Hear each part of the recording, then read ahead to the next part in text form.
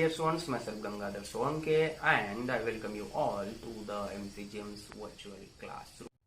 My dear students, today in 9th Standards Political Science, we'll be learning the topic India's defense system. If you remember, in the last chapter we studied India's foreign policy, and in this lesson we discussed about the foreign policy of India and the points related with it.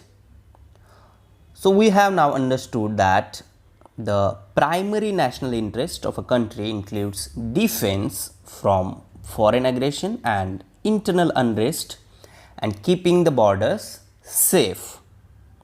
And for this, every nation creates a defense system at the national level. India has also created such a system. And in this chapter, India's defense system, we are going to understand its nature and study the challenges in front of the India's defense system.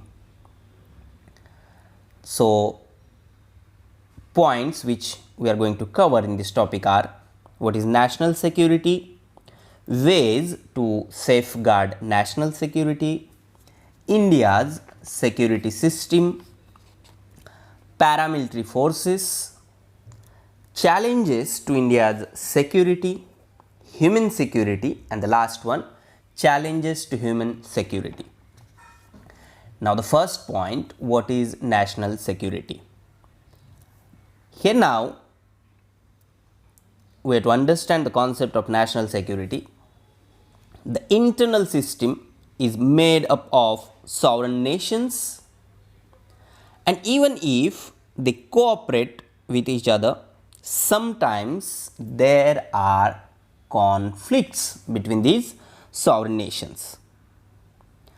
And these conflicts may be due to different things.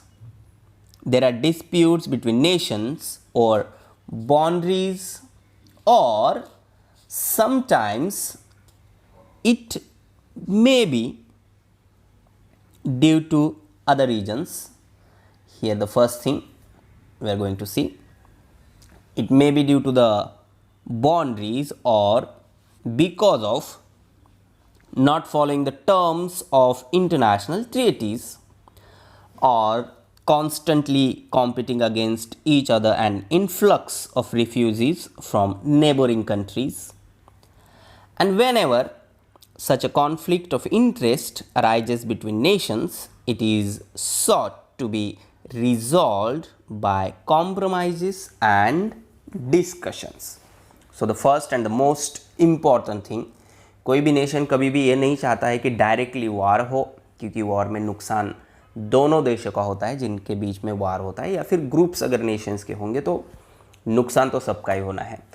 As you can see on the screen, India map, that is disputed areas, and the Tigris river begins in the mountain of Turkey and flows south through Iraq, where it joins the Euphrates river. So, both rivers provide water for both drinking and farming, but water disputes between countries that share rivers.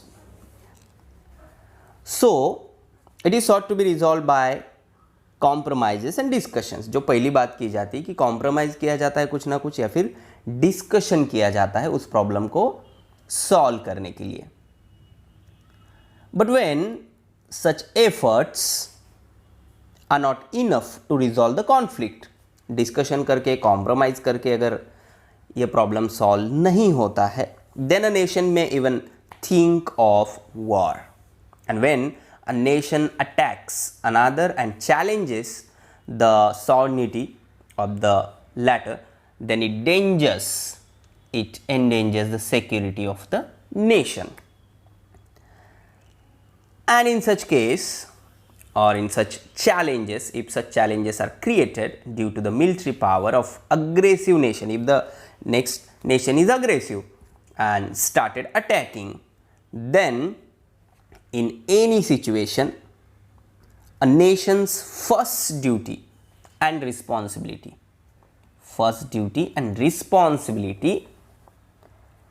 is to keep the security system always well prepared and ready. This is called as national security. So not only it is its duty but its responsibility. हर एक nation की duty है, responsibility है कि अपनी army को, अपने security system को हमेशा अलर्ट रखा जाए, रेडी रखा जाए, वेल प्रिपेयर्ड रखा जाए, क्योंकि कभी भी अगर इस तरह का अटैक होता है तो अपने देश को उस अटैक से बचाया जा सके, उस वार में उस पर्टिकुलर कंट्री का ज़्यादा से ज़्यादा नुकसान ना हो. And this whole system is called the national security. Now the next point, ways to safeguard national security. National security is closely connected with geography. Now how it is connected with the geography? Because national security is more likely to be endangered by nations who are geographically closer. In geography you people already learnt about this, the neighboring countries of India.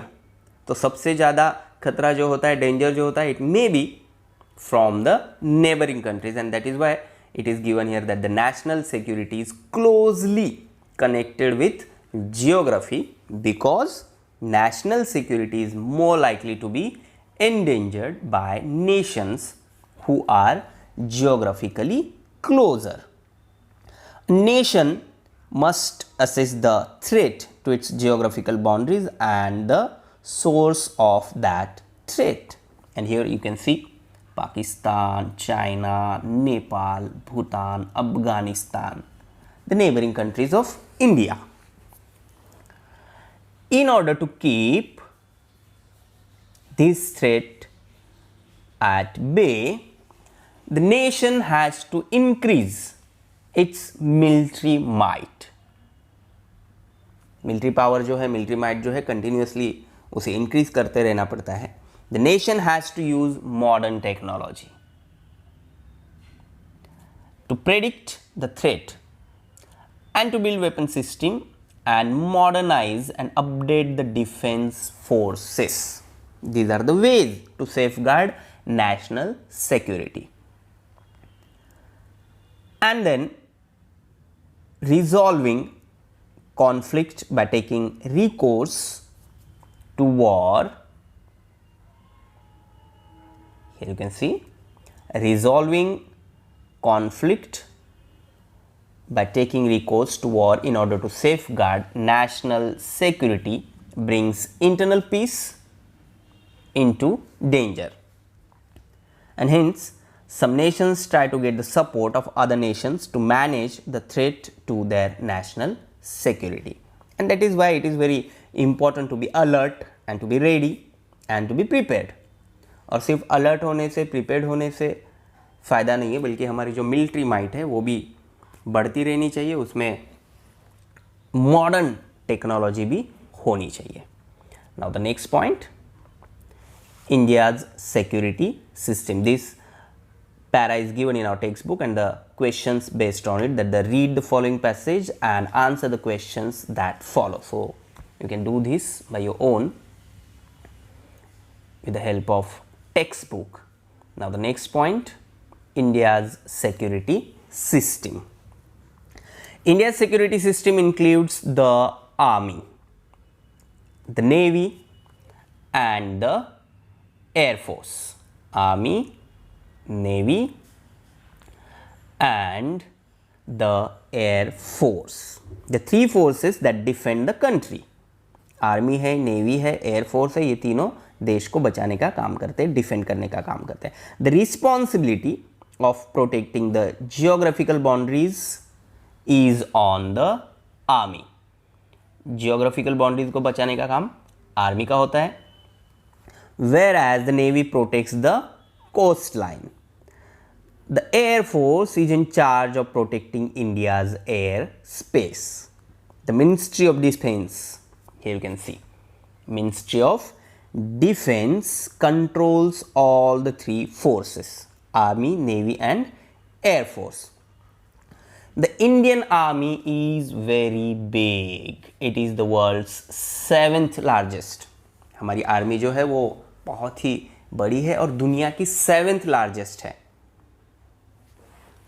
It's chief is known as the general. Chief of the army is known as the general. The chief of navy is known as admiral, and the chief of the air force is known as air chief marshal. And these three chiefs are appointed by the president. That is why there is no any kind of political interference in the appointment of these three heads of the army, navy and air force. Next point, in the India's security system, the president of India is the supreme commander of the defense forces. Supreme commander. The defense forces cannot take any decision about war or peace without the consent of the president, because the latter represents the civil power. And in a democracy, civil leadership is considered superior to military leadership, and this is the beauty of our democracy. Military power is not superior, but the civil leadership is superior, and that is why it is very important for the Indian security system that they cannot take any decision about war or peace without consent of the president. Many measures are taken so that all three defense forces in India's security system are adequately modernized, and for this research institutions have been set up. Many training institutes have also been set up in our country to train the personnel of all ranks of our defense forces so that they can perform their task competently. And for this, the National Defense Academy, which is at Pune, National Defense Academy, that is NDA, and National Defense College, that is NDC at Delhi. तो यहाँ से जो पढ़ के बाहर निकलते हैं वो आर्मी ज्वाइन करते हैं, नेवी ज्वाइन करते हैं. Now the next point, paramilitary forces. Very important. There are paramilitary forces to help the defense forces in India. They are neither completely military forces nor completely civil forces, and hence they are called paramilitary forces. इन्हें paramilitary forces क्यों कहा जाता है? क्योंकि वो completely civil force भी नहीं है और completely military force भी नहीं है. But paramilitary force is to help the defense forces in India.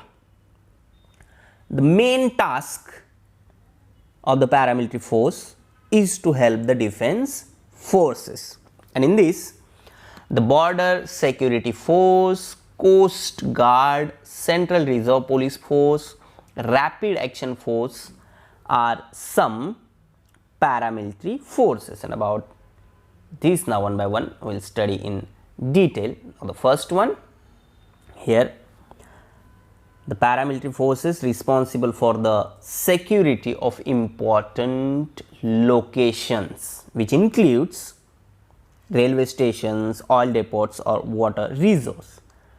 So, these paramilitary forces play a role in management of disasters, whether now or a natural or man-made disaster, and performs tasks like creating a sense of security in the minds of people. Here now, the first, the Coast Guard has been created to protect India's oceanic borders, and the Coast Guard carries out tasks like protecting the fishing occupation within Indian maritime borders, preventing smuggling along sea routes. Indian Coast Guard, here you can see. Next one in this, the Central Reserve Police, that is CRF. Central Reserve Police Force helps the administration in various states to maintain law and order. With in state अगर कुछ issue हो जाता है, कुछ problem हो जाता है, तो उन्हें हेल्प करने का काम द सेंट्रल रिजर्व पुलिस जो है उनका होता है. नाम में ही है रिजर्व पुलिस. पुलिस अपना काम करती है, लेकिन जब इनकी ज़रूरत पड़ती है रिजर्व पुलिस की, तो उन्हें बुलाया जाता है. Then in this the next one, the rapid action force performs the task of bringing peoples lives to normality by moving in quickly in incidents of threat to national security such as bomb blast or riots. अगर ऐसी कुछ situation आ जाती है, तो ऐसी situation में जो common लोग हैं उनको बचाने का, उन्हें सेफ प्लेस पे लेके जाने का काम जो होता है, वो सब रैपिड एक्शन फोर्स पे होता है. Again there is in the name rapid action force, जितना फास्ट एक्शन लिया जाता है by this force. And then in the paramilitary force, NCC, that is the National Cadet Corps, has been established with the purpose of instilling among students the love of discipline and military training. Boy and girl students from schools and colleges can join the NCC. ये स्कूलों में एक department होता है NCC का, जिसमें आप participate हो सकते हैं, जिसमें आपको ये सारी चीज़ें सिखाई जाती है, like love of discipline and military training. Then the Home Guards. The organization was established in the pre-independence period. Citizens can join the Home Guard and assist in the defense of the country. If you are interested, then you can join Home Guards. Any citizen, man or woman, between the ages of 20 to 35 years can join the Home Guards. This force has the tasks like maintain public security, supply of milk, water and other essential services during riots or strikes, to regulate traffic, to help people at the time of natural disasters like floods, earthquakes. So during natural disasters और any kind of right, उसमें ज़्यादा से ज़्यादा काम जो है ये इन paramilitary forces का होता है. Now the next point, challenges to India's security. We discussed about the nature of national security and the defense system of India, but there are some challenges also, and about that we'll discuss now. Right from the time of independence, Pakistan and China have tried to threaten India's national security, and there are several disputes between India and Pakistan. So this one is the challenge to India's security, which includes the Kashmir issue, disputes over river water sharing, the problem of infiltrations, disputes over the border. So India has continually tried to solve these issues through discussion and negotiations. Next point, India and China are important countries in Asia, and in 1962 we have had to go to a war with China, as China is trying to establish its own hegemony over countries that are India's neighbors. So there are tensions in Sino-Indian relations, and there is also a dispute between India and China over their borders, and nowadays also this thing is in news. अगर आप पिछले कुछ दिनों की महीनों की news निकाल कर देखेंगे, तो आपको ये जो नेचर है इंडिया चाइना बॉर्डर के टेंशन का वो समझ में आएगा, क्योंकि अभी भी कुछ डिस्प्यूट्स उसके बारे में चल रहे हैं. Then the next thing, India's security is not only threatened by outside powers, but also from within. And in within, it is not just the difference between external security and internal security that is important anymore. Then it includes religion, regionalism, several rebellion movements based on ideology, race, ethnicity, and economic inequality are creating instability. For example, Naxalite movement is a threat to India's internal security. तो एक साथ हमें border के बाहर के जो enemy होते हैं उनके साथ भी लड़ना होता है, उनकी भी चैलेंज इंडियन नेशनल सिक्योरिटी के सामने होती है, और जो with in the territory of country जो ये प्रॉब्लम्स क्रिएट करते हैं on the basis of different ideologies, उनके साथ भी लड़ना होता है. And the next thing, terrorism nowadays, which is the biggest challenge to India's internal security. It is a global problem and India is making efforts to end terrorism. Now, next, human security. In the post-Cold War, the concept of national security changed and became broader.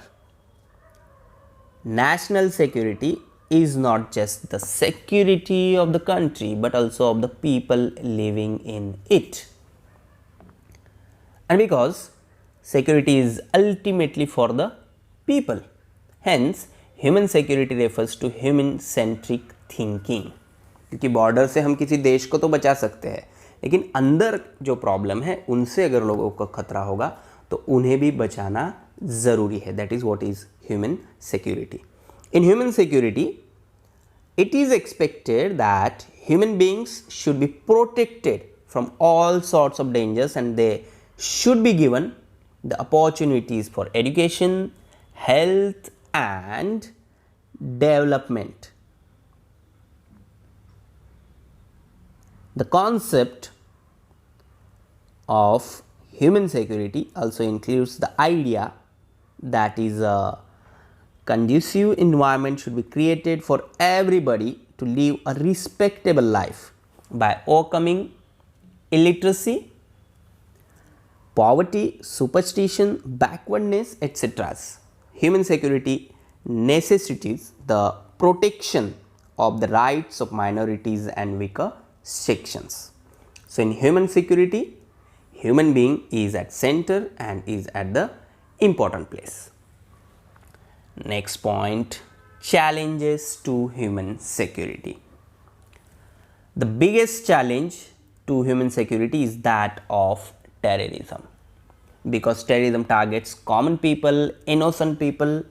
If you go through the history of terrorist attacks of our country, तो उससे आपको पता चलेगा, अगर आप news देखेंगे तो उनका टारगेट जो होता है हमेशा वो कॉमन और इनोसेंट पीपल होता है. And that is why it is the biggest challenge to human security. It aims at creating terror or fear in their minds of the common people so that they begin to feel insecure. And thus, in order to protect human security, it is necessary to put an end to terrorism. So, if you want to end terrorism, then it is very important to unite to end terrorism. Next challenge to human security, that is pollution and other changes in the environment have threatened human life. Diseases like AIDS, chikungunya, swine flu, Ebola have presented a big challenge. Protecting human beings from such diseases is also considered as factor of human security. And nowadays, example of coronavirus we can include in this. Not only any particular country बल्कि पूरा world इस challenge को face कर रहा है, which is challenge to human security. So the concept of human security, here you can see economic security, health security, environmental security, physical security, community security and political security.